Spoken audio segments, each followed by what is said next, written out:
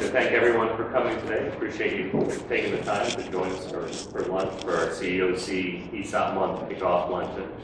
By way of introduction, I'm Brandon Rudnicki. I'm the CEOC chairman for a little over a year now. I've really enjoyed working in that role. It's opened my eyes to what it means to be part of an ESOP company and why that's important to each of us.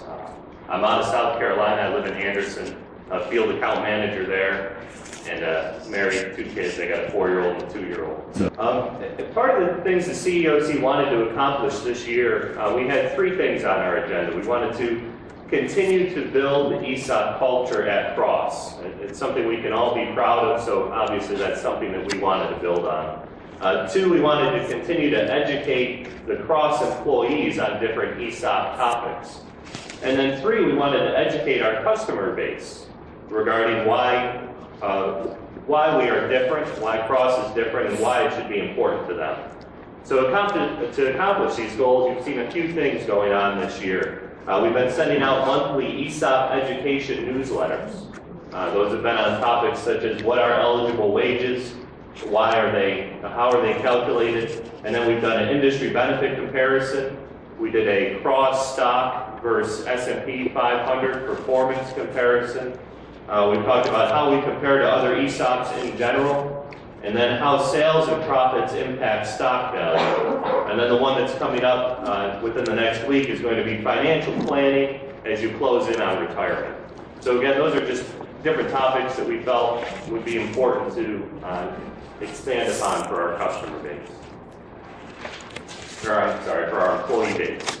And then for our customer base, talking about being an ESOP is something that we display in our literature. We put right on our line cards, right on our marketing things, cross company, employee owned, and for how long. But we found that our customers really don't know what that means. So we need to tell them what that means, right? Accordingly, we've armed our account managers with Ask Me About ESOP buttons. And then for October, and maybe for a little bit more, we've asked them to display that to help it be a conversation starter when we go in front of our customers.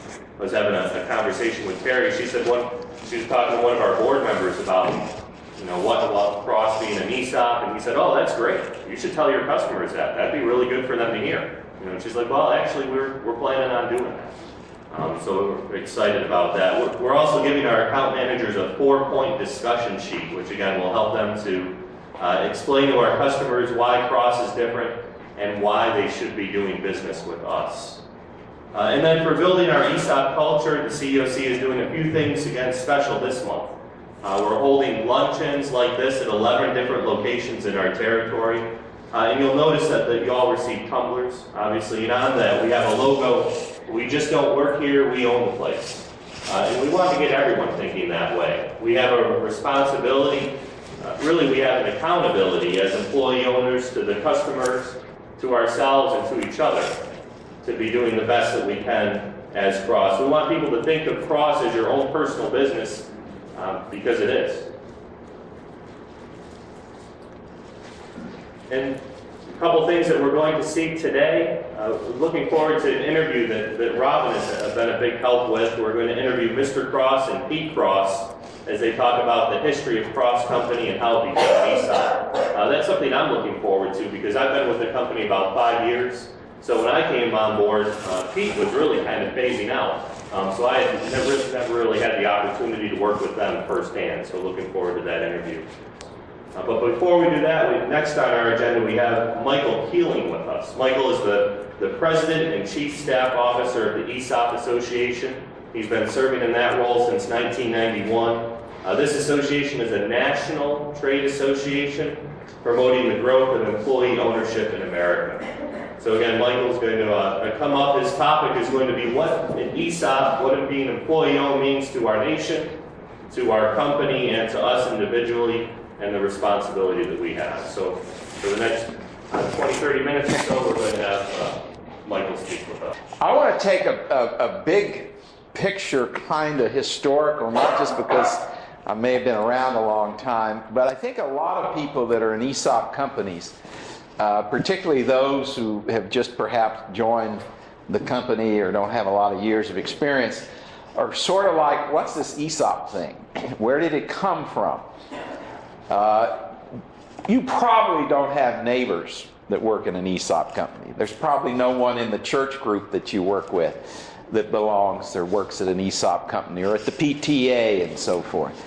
And sometimes employees feel like, you know, what kind of deal have I gotten into here? This company says they're ESOP, and the top dogs in the company keep talking about we're special and we need to be ESOP. Well, I want you to take a little comfort in that you're not alone. And not only are you not alone here in the 21st century, the use of company stock to compensate employees has a long history in the United States. In the 1990s, they added another benefit for ESOPs if they were S corporations, which means there's no corporate level tax. Before 1998, an S corporation could not have an ESOP. The law said that the ESOP could not be a shareholder in an S corporation. And that was changed in 1998, and that's another benefit, because in essence the ESOP is tax exempt. Thus the value of the shares going to the ESOP don't pay current taxes. A benefit particularly if a company is majority owned or 100% owned by ESOP. In the 21st century, there has been no real significant change in ESOP law since 1998. We have not even been threatened, to speak of, by any negative proposals by anyone on the national scene. Let me make it clear, the ESOP Association mission is advocacy work and education. We want to educate our members how to maximize the benefit of their ESOP with the employees, but we also lobby, we advocate to protect these laws that I just ran through real quickly for you, to make sure we have a policy that keeps ESOPs companies strong and encourage more ESOPs to be created. When they do tax reform, they literally look at every provision of the tax law. Nothing's off the table. They will review ESOPs. Are ESOP companies accomplishing what the ESOP community says they accomplish?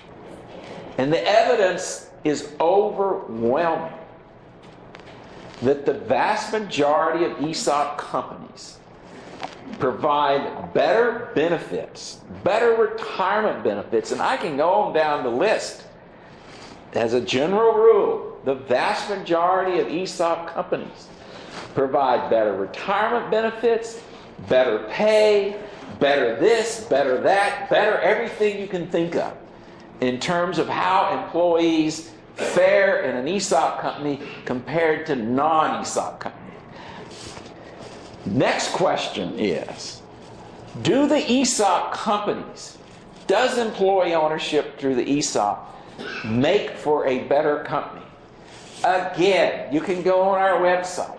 There are tons of studies, and we're doing more and more and more through funding fellows all over America. One's at the University of North Carolina, Chapel Hill, doing research on employee ownership and its impact on the company. The data is overwhelming again. In the vast majority of ESOP companies, the company is more productive, more profitable, more sustainable than its non-ESOP competitors. Now notice I didn't say 100%. Ownership in a free enterprise society, economy, has risk. Not all ESOP companies succeed. No one will ever make that stupid of a claim.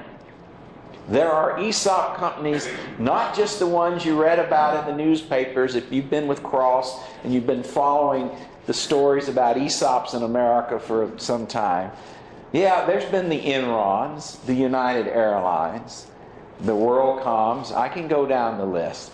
But there's also been companies like Cross that have not succeeded. And some have succeeded for 10, 15 years, and then for whatever reason, times change. But again, I will tell you, the data is overwhelming that the ESOP companies are more sustainable, more profitable, more productive. You probably don't recognize your favorite 2 radio stations that you listen to all the time.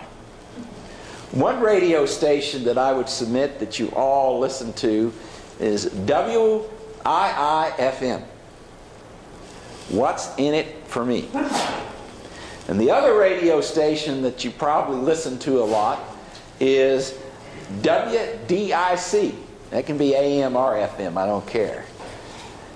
And that one is, why do I care? Well, let me tell you a little bit about what's in it for you and why you should care. About what I just said about the national, historical, big picture evidence about employee ownership in companies like Cross.